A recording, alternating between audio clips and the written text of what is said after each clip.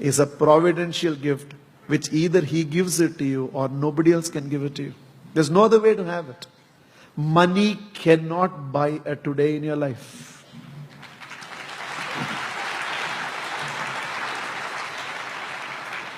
A man who all his life saved his money, and right now he was having 50 crores of saving with him, decided now I'm going to enjoy my life. And the day he decided now I'm going to enjoy my life and use this 50 crores, somebody was standing in front of him. He asked, who are you? You have come without my permission. And he said, my name is Death. I only show up to people to whom I have come. He said, this is not fair. When are you planning to take me? He said, right now. No, just now I counted. I have 50 crores with me.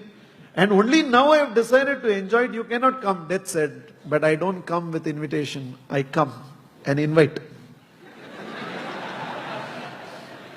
You have to come. Man said, see, please, if you want, you take 25 crores. Give me at least 1 month of life. I will enjoy the remaining 25 crores and then come. Look at the mentality of man. Even on the threshold of death, he is willing to give only 25 crores, not pura 50 crores. So I'll give you 25 crores. Negotiation. Death said, I don't think you understand how I operate.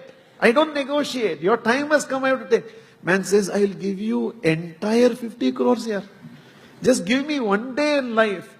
Death said, I can't give you another moment in life. Man pleaded, at least give me 1 moment in life. Death yielded, said, okay, whatever you want to do, do it for 1 moment. He ran to his scribbling pad and wrote there in the scribbling pad, all of you have money, immediately start enjoying it. And then he added a note. I just now realized, even with 50 crores, I could not buy 1 minute of life with it. If he doesn't give it, you don't have it. Then how should this today be received? With frustration, with negative thoughts, with anger, shouting at people, making an issue for small things. Should there not be peace in the house in the morning? Should not the fragrance of a morning in a home be one of gratitude? Should it not be one of bhakti and devotion? There is no point in some corner, a tape recorder going on singing Hara Hara Shankara, Jaya Jaya Shankara, Om Namo Narayana, and in between in the front of the house, ban, chew, and all these words are being talked here. Everybody shouting at everybody, Kutte, come in, and this is what is being discussed there. What is the point in having that background? Just imagine me having that serene looking around either side and me going on delivering my speech like this here. Who cares to see that? Background makes sense only if the foreground is right.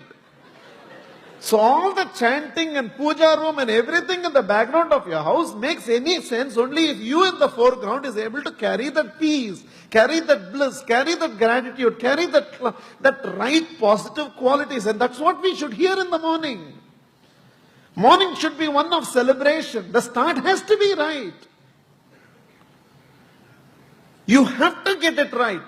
So I don't care after your bath and after all those things, what you're going to do in your puja room. The moment you have conquered the gap between waking up and getting up, which is the first psychological victory to begin the day, so that you shape the right attitudes in life. And trust me, in less than a year's time, by conquering the gap between waking up and getting up, the disease of procrastination will be out of your life. Out of your life. Then it's no more a Kabir's Doha. What you have to do tomorrow, do it today, and what you have to do today, do it now. Now it's only a Doha. It will be a living reality through you. And the next instant, even before you brush your teeth, there has to be whispers of prayer. You learn it, teach it to your children, teach it to your loved ones, teach it to everybody whom you can empower.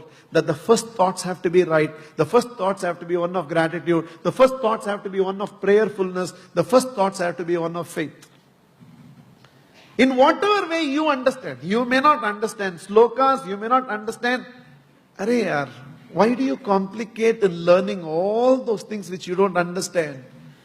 A child is crying.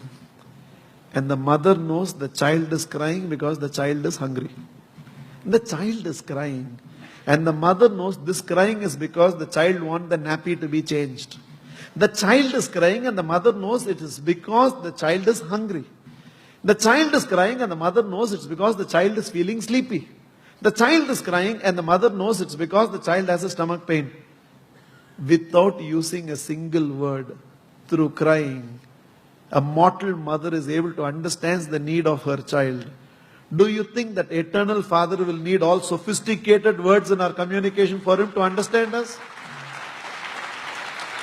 I want to learn Rudram, I want to learn Sahasranamam, I want to learn this bhajan, I want to learn the complete version of Navkar Mantra. If you learn, wonderful. But if you don't, he understands your silence, he understands your words. For a minute, if the heart can beat in gratitude and say, thank you, God.